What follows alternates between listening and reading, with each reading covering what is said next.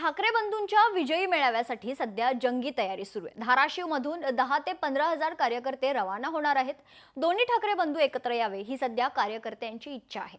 विजयी मेळाव्यासाठी मुंबईकडे निघालेल्या ठाकरेंचे शिवसैनिक आणि मनसे सैनिकांशी संवाद साधलाय आमचे प्रतिनिधी काकासाहेब कांबळे यांनी।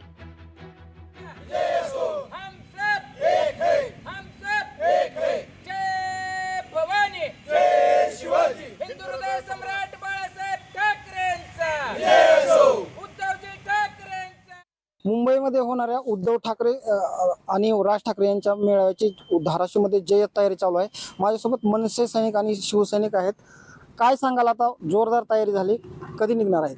संध्याकाळी निघणार आहेत आणि मोठा हा जो विजयी सभा असणार आहे तर ते येणाऱ्या स्थानिक स्वराज्य संस्था असतील किंवा मुंबईवर भगवा फडकवण्याच्या दृष्टिकोनातून ही बिजरवली गेलेली आहेत। मराठी माणसांना, मराठी माणसाचे नेतृत्व ही आणि मराठी माणसाला मराठी म्हणून राजकारणात मतदान करायला भाग पाडणारे जगातील एकमेव नेते हिंदू हृदय सम्राट माननीय बाळासाहेब ठाकरे त्यांच्या विचाराचा वारसा घेऊन दोघं भाऊ चालत होते, परंतु दोघं वेगवेगळे झाले। त्याचा फायदा बाकीच्या इतर भाजप किंवा ह्या गद्दारांनी घेण्याचा प्रयत्न चालू आहे।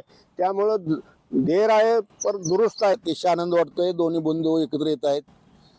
ह्या दोघेही बंधूंनी एकत्र यावं ही महाराष्ट्रातल्या तमाम जनतेची इच्छा होती। त्याचबरोबर आमच्या धाराशिव जिल्ह्यात अतिशय आनंदाचं वातावरण पसरलेलं आहे। आम्ही सगळे मिळून मनसे आणि शिवसेना हे विजयी मिळवण्यासाठी 10-15,000 लोकांना आम्ही तिकडे मुंबईला जाणार आहोत।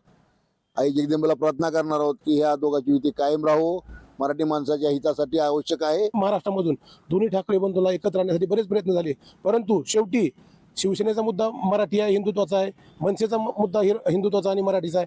म्हणजे DNA एक असल्यामुळे हे दोन्ही बंधूंनी एकत्र होण्याचं ठरवलं आणि सर्व जनतेने त्यांना एकत्र केलं आणि उद्याचा होणारा जो विजयी मोर्चा म्हणजे त्याला विजयी मोर्चा असं नाव दिलं आणि त्यांनी एक समिती काढली आता भाजप सरकारने। त्या समितीचा निर्णय आला, परंतु उद्धव साहेब असतील, राजसाहेब असतील यांनी डायरेक्ट सांगितलेलं आहे की या समितीला महाराष्ट्रामध्ये काम करू देणार नाही। मनसे आणि शिवसेना एकच नाण्यात दोन बाजू आहेत। अतिशय आनंद होईल की राजसाहेबांनी उद्धव साहेबांची विजय केली तर आणि निवडणुका एकत्र राहिल्या तर आनंद होईल। लोकशाही मराठी ऐका, पहा, जागरूक रहा।